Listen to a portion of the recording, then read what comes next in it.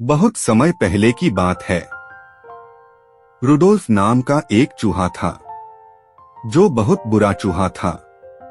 एक दिन लूसी, जो कि रुडोल्फ का पड़ोसी थी, खरीदारी करके वापस आई।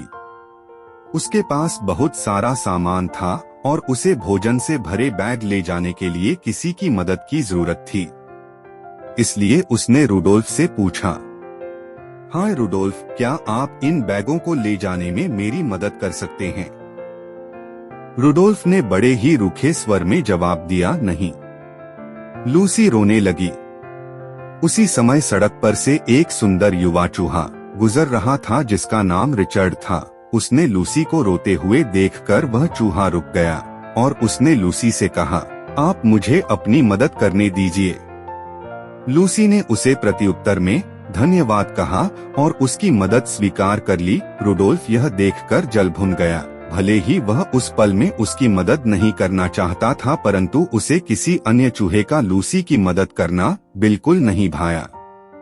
रुडोल्फ बार बार यह सोच रहा था कि वह चूहा लूसी के आसपास नहीं होना चाहिए। लूसी को सिर्फ मुझसे मदद मांगनी चाहिए।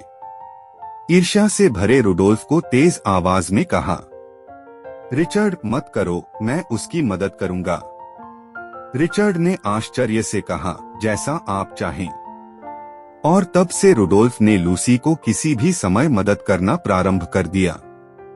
लूसी ने रुडोल्फ से बात की और उसे सलाह दी कि वह इतना मतलबी न हो और जब भी कोई उससे किसी भी प्रकार की मदद मांगे उसे हमेशा उसके साथ अच्छा व्यवहार करना चाहिए। लूसी ने रुडोल्फ को यह भी बताया कि ईर्ष्या करना बुरी बात है और यह कई समस्याओं को जन्म दे सकती है।